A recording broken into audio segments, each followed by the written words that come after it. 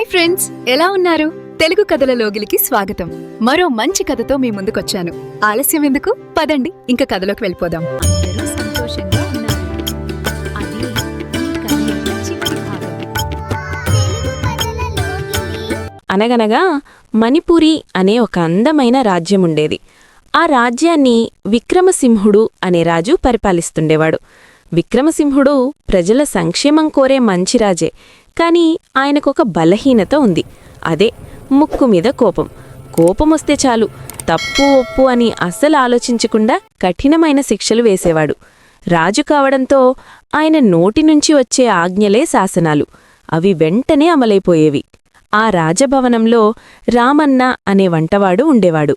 రామన్న వంట చేయడంలో ఆరితేరినవాడు మాత్రమే కాదు, రాజుకు అత్యంత నమ్మకస్తుడు కూడా. అయితే ఆ రోజు రామన్న కొడుకుకి తీవ్రమైన జ్వరం రావడంతో వంట మొత్తం పూర్తిచేసి వడ్డించే బాధ్యతను వేరొకరికి అప్పగించి కొడుకుని వైద్యుని దగ్గరకు తీసుకువెళ్లాడు. మధ్యాహ్నం వేళ మహారాజు భోజనానికి కూర్చున్నారు. రాజుగారికి వడ్డించడానికి రామన్న నియమించిన వ్యక్తి రాజుగారికి వడ్డించాడు. రాజుగారు ఆ వ్యక్తి వడ్డించిన కూరతో అన్నం కలిపి మొదటి ముద్ద నోట్లో పెట్టుకున్నారో లేదో, రాజుగారి నాలుక కారం వల్ల చర్రున మండింది. ముఖమంతా ఎర్రగా అయిపోయింది. ఆ రాజు ఆగ్రహంతో ఎవరు ఈ వంట చేసింది అని గట్టిగా అరిచాడు. వడ్డిస్తున్న వ్యక్తి భయపడుతూ రామన్న ప్రభూ అని సమాధానమిచ్చాడు. అంతే, రాజు ఆలోచించలేదు.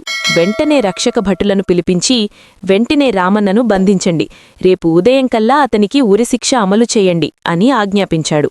పాపం రామన్నను భటులు బంధించి కారాగారంలో వేశారు.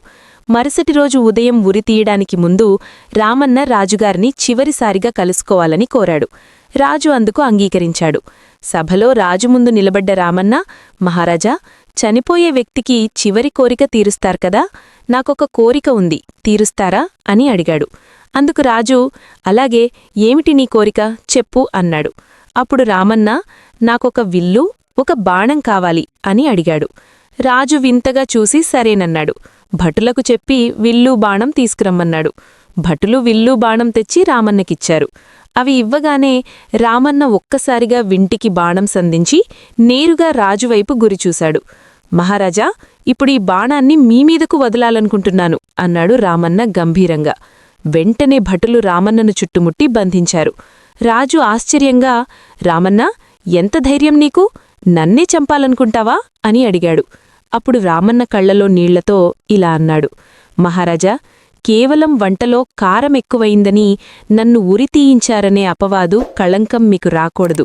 రాజును చంపడానికి ప్రయత్నించిన నేరానికి నాకు ఉరిశిక్ష వేశారని లోకమనుకోవాలి. మీ ప్రతిష్ఠ కాపాడటానికే నేనిలా చేశాను. ఇప్పుడు నన్ను సంతోషంగా ఉరితీయండి అని తలవంచుకున్నాడు. రామన్న మాటలకు రాజు కళ్ళు తెరుచుకున్నాయి.